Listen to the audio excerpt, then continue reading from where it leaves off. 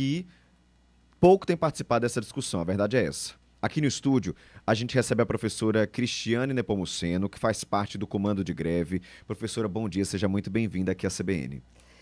Bom dia, Caio, bom dia, João, bom dia, Felipe, Luciano e a todos que nos escutam nesse momento. Agradecer, o espaço cedido para vocês, que eu gostaria de iniciar falando isso, que é muito importante, porque o espaço que vocês têm nos aberto numa discussão muito balizada, baseada em dados, tem contribuído muito para que a sociedade entenda esse imbróglio que nós estamos envolvidos na UEPB desde o ano de 2011, e que vem num processo de agravamento que nós estamos chegando ao limite desse processo, que repercute no sucateamento da universidade, na precarização das nossas atividades. É isso. E aí, professora, Caio, desse mês, a gente tem um mês de greve. Qual o cenário nesse momento? A gente teve algum avanço nas negociações? Muito pouco. Vocês vêm acompanhando, nós estamos envolvidos em um conjunto de narrativas muito contraditórias entre quem administra a universidade, quem gesta o governo do estado da Paraíba, todos dizem que cumprem a sua parte ou que não cumprem em decorrência do descumprimento da outra parte. E aí nós tivemos 2 reuniões com o secretário de Planejamento, Gilmar, e com o secretário de Estado, de Ciência, Tecnologia e Ensino Superior, que é o professor Cláudio. E tivemos uma reunião com a gestão da universidade logo no início da nossa greve. Inclusive, hoje nós teremos uma reunião à tarde, um mês depois, para discutir a nossa pauta, do que nós apresentamos inicialmente, como sendo as propostas da categoria, que embora tenha uma compreensão de que muito comum, de que essa discussão nossa, ela envolve apenas as questões de ordem salariais, de direitos trabalhistas, mas ela é uma greve muito além disso. A nossa pauta ela é uma pauta muito mais ampla. Então, nesse momento, nós não temos nenhum avanço nesse processo. Conseguimos, na primeira reunião, que, como é de praxe, apresentar a nossa pauta de reivindicação, tanto à administração da universidade quanto ao governo do estado, a sua representação, e foi agendada logo para a semana seguinte uma reunião com a representação do governo do estado. E, naquele momento, ele traz para a gente como um condicionante a prerrogativa de nós pactuarmos o acordo que foi firmado com os técnicos da instituição. E a categoria... Que seria qual acordo? É o acordo de negociação do retroativo das progressões funcionais, que implica na redução de 40% do nosso deságio, de 40% desse montante devido, e que ainda repercute a PBPrev, o desconto da PBPrev, que é 14% parcelado em 30 meses, que representa uma perda muito grande. É uma dívida trabalhista. Nós precisamos compreender que, dentro da estrutura de carreira da universidade, nós temos uma série de atribuições e que nós trabalhamos arduamente para cumpri-las. Então, é serviço prestado à instituição, ao governo do estado da Paraíba, por tabela, e à sociedade paraibana, que é justo, legítimo e legal que a gente receba por esse trabalho prestado. Professora, Enfim, a senhora já iniciou falando sobre essas negociações, o que é muito importante, porque existe essa expectativa de que haja avanços, Sim. Mas para que o nosso ouvinte possa entender qual é a condição orçamentária hoje da UEPB e qual é a principal reivindicação por parte dos professores e dos grevistas.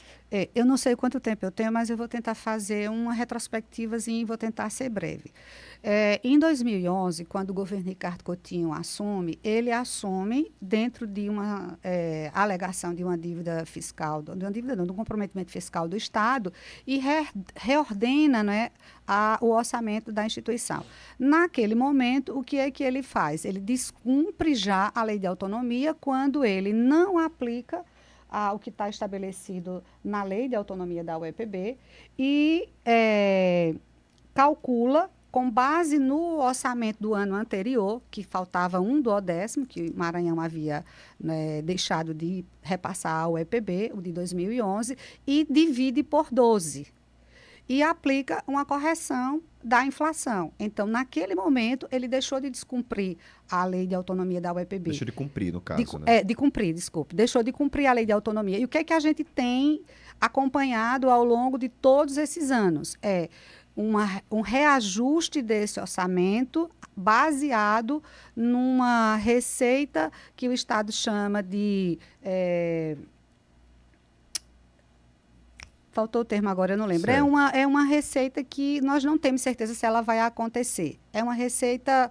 Deixa eu pegar o termo aqui para vocês. É como se fosse uma previsão de uma receita, isso, não é isso? Exatamente. Você prevê a receita isso. X, mas não quer dizer que vai ter essa receita. Isso, então faz Caio. em cima desse valor. Perfeito. É um orçamento previsto. O termo técnico é esse, um orçamento previsto. Que isso é que nos coloca numa situação muito complicada, que é a metodologia que a lei estabelece de cálculo, a metodologia que a instituição utiliza, que é baseada na lei, e a metodologia que o governo do Estado utiliza, que não diz para a gente qual é. Cada um utilizando uma Cada um metodologia. utiliza uma metodologia, e o que a gente sabe é que nós não temos o orçamento da UEPB respeitado, né? Ou a lei de autonomia da UEPB respeitada, porque não cumpre o orçamento, o que vai repercutir na crise financeira que nós estamos vivendo. E aí, só para vocês entenderem um detalhe também que é muito importante, é que quando esses 3% foi fixado, a UEPB só tinha 4 campi e 24 cursos. Então, hoje a gente tem 8 campi, tem 59 cursos e tem 34 cursos de pós-graduação, mestrado e doutorado. Então, esse lençol é suficiente para a gente se cobrir? Não é. A gente precisa, inclusive, discutir qual é o orçamento que a instituição efetivamente precisa, que com certeza está para além desses 3%, para que a gente consiga desenvolver todas as nossas atividades com qualidade. Estamos conversando com a professora Cristiane Nepomuceno, que faz parte do comando de greve da UEPB. Professora, como é que a senhora avalia, né, a posição da reitoria nesse debate? Como é que a reitoria tem se mantido distante, ela está presente, ela está ajudando? Como é que está sendo? Ela se mantém, eu diria, omissa, à medida que ela não vai para o enfrentamento com o governo do Estado. A gente vem acompanhando em cada nota que o governo solta. No dia 22 de setembro mesmo, no dia que nós entramos em greve, o governo do Estado emitiu uma nota dizendo que cumpre o orçamento da universidade, tá aqui textualmente, né, que a instituição ela tem a autonomia administrativa e financeira, recebe mensalmente recursos acima dos valores estabelecidos na LOA, mas que não é da responsabilidade do governo resolver as questões que são da universidade. E o que é que a universidade faz? Em uma conversa conosco, na primeira reunião, nessa mesma data, ela diz, olha, eu tenho um bom diálogo com o governo do Estado e pretendo manter esse bom diálogo. O que é esse bom diálogo? São as suplementações que o governo do Estado envia para cumprir o que a gente precisa para existir, que ele cortou lá na LOA. Só para vocês terem uma ideia do que eu estou falando. A gente faz uma peça orçamentária internamente, aprova no Consune, tem uma comissão que discute o orçamento da instituição, estabelece o que é que a gente vai precisar. Na nossa compreensão, esse orçamento para 2026 da UEPB, ele seria de 548 milhões da fonte principal, que estava em quanto agora? O governo do Estado, 411. 411. Seria de 523... Não, então, o ideal para vocês. Deixa eu voltar um pouquinho, Caio. Para esse ano de 2025, o ano passado, nós aprovamos 488. 488. Quando chega na LOA, ele apresenta uma proposta e reduziu para 411. Isso. Mais todas as outras fontes... Suplementações, né? Não, as outras fontes nós vamos para 447 milhões, que a gente tem uma série de outras fontes vinculadas. Perfeito. Por exemplo, a UEPB presta serviço ao SUS, ao município de Campina Grande, na área da saúde, né? Nós temos uma ampla atenção. Outras fontes que nós captamos recursos. Mas mesmo assim não chegou naquele valor que vocês queriam, que era de 480. Sim, porque aí a gente apresenta 488, ele corta para 411. Quando ele corta, ele vai ter que continuar suplementando. Ele diz, eu dou dinheiro a mais à UEPB. Ele dá porque ele tirou. Então, ele tem que dar. E qual é o detalhe? Quando ele vai calcular o orçamento para 2026, ele vai calcular com base no que ele apresentou na LOA e não no que ele apresentou na LOA pagou as suplementações que faz com que a gente avance esse teto financeiro que a instituição recebe, mas a base de cálculo não vai ser feita da projeção para 26 em cima de tudo que a instituição recebeu. Vai ser feito em cima do que ele orçou na LOA anterior. Aí ele sempre vai dizer... Com base nos 411. Nós sempre pagamos a mais. Olhe que é progressivo. Vocês já receberam o material da gente, vocês sabem que a gente tem um quadrozinho que mostra quanto vai reduzindo, né?